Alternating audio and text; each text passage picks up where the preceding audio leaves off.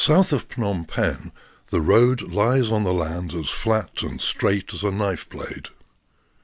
The tarmac runs out a few miles from the sea in Kampot, a small town beside a wide river estuary whose name's a bit tough to pronounce. Today it's tourists who bring in the money, but in the background the old river life continues as before. Houses and workshops crowd the banks, families meander quietly up and down, boat engines break the silence as they head out for the morning catch, and behind the palm reeds, here and there, some hidden temple pointing its finger at the sky. Downstream are the shipyards, where they build and maintain the coasters that work the inshore trade, east to Vietnam or west along the Gulf shore to Thailand. Mainly they carry timber, salt and farm products, like Kampot's famous pepper.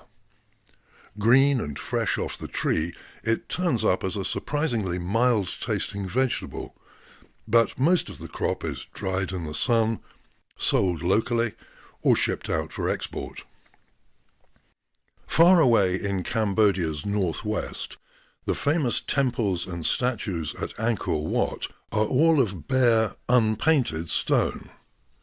But that's because they were swallowed by the jungle, lost for centuries, uncared for and neglected. In Kampot it's different. The colour ideas come from local fruit and flowers, decorating the temples as they're supposed to be, the way they always have been. The effect is vivid, exuberant and friendly.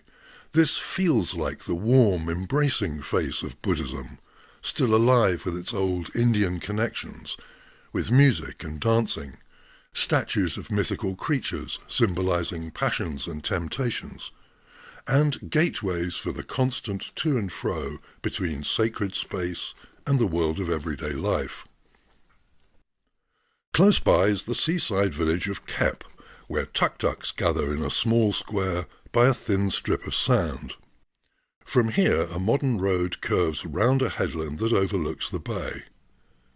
The water is warm and shallow, rich in fish and blue crab, but it's not always the easy, peaceful trade it could be. Rival fishing fleets from Vietnam often cross the border illegally to fill their nets, which sometimes leads to clashes. The market is held in a cluster of huts. Baskets of live crab are hauled onto the quay and opened for inspection, so that buyers can pick them out, check their size and set aside the ones they want. Offshore, the work of maintaining and preparing boats for the next trip goes on. Onshore, it's cooking and serving food to a constant stream of customers. Cambodia's coast does have its beach scene, clusters of bars, fruit sellers wandering up and down, some stretches of sand for sunbathers. And in the future? Leave things as they are? Or build some glitzy new resorts? Some say there's Russian money coming, or Chinese. Very likely. Meanwhile, the old ways still go on. A net gathered into folds, a favourite spot for casting. The catch doesn't change much either. Something to put on the table tonight, or sell in the market tomorrow.